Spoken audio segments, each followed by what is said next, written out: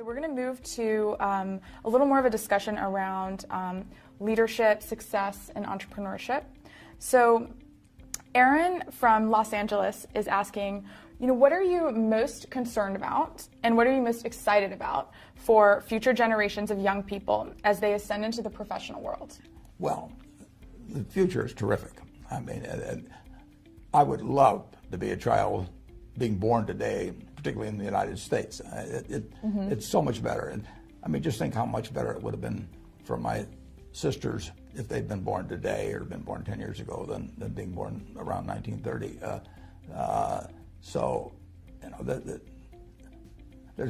the potential is absolutely terrific. The thing we have to worry about the only thing really to worry about, you have to worry about economic things in this country. I mean, this country is going to move forward just like it has. In my lifetime, the real GDP per capita has gone up 6 for 1. Wow. There's nothing like that in the history of the world.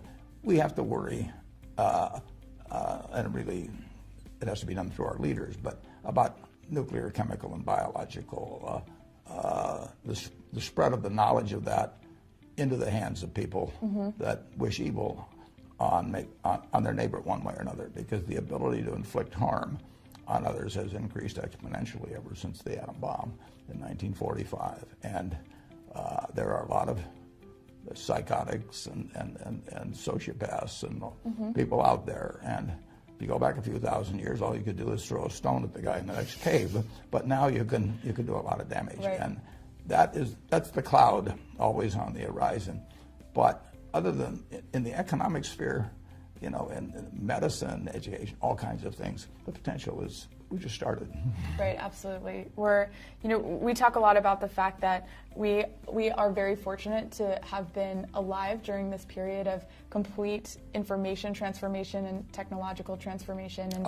And it's unbelievable. Right. I mean, in the last 15 or 20 years, I mean, the things I can do now right. that I couldn't do 15 or 20 years ago, it's incredible.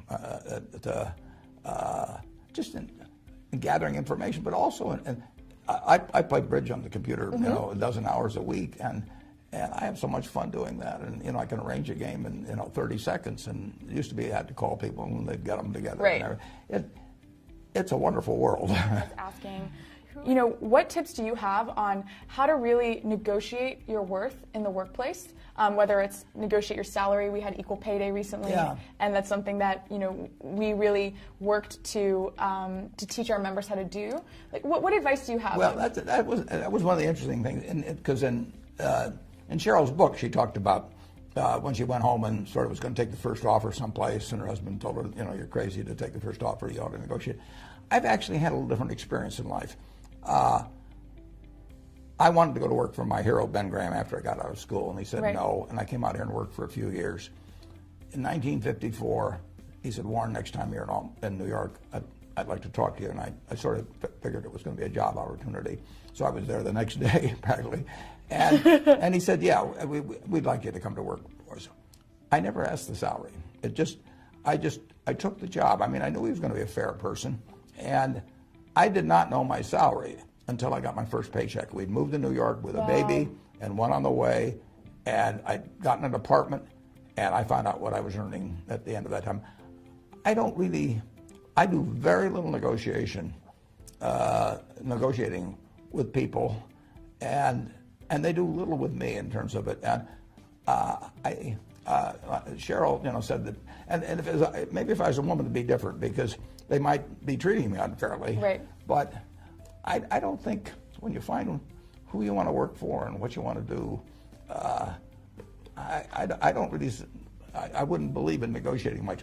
Although, like I say, if I was a woman, I thought I was getting paid considerably less than somebody else that was equal coming in.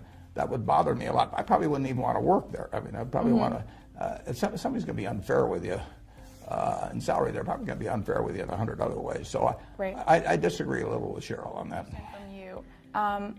If success is contingent on a good plan, excellent education and execution, and a driven mindset, what do you think makes businesses fall apart when all of these factors have been met?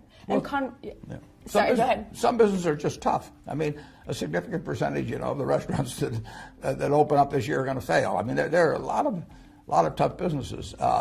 I've always said, if you want to be regarded as a great business person, find a great business. And there's a huge difference. I mean, it does make a difference. I use this analogy when I got out of Columbia, one of my best friends was a terrific talent. And he went to work in the steel business, and he did okay, but it was the wrong business to be in. It's very important to get on the right train. I mean, you want to get on a train that's going to go 90 miles an hour, and not one that's going to go 30 miles an hour, and you're going to try to figure out how to push it along a little faster. So it really does make a huge difference.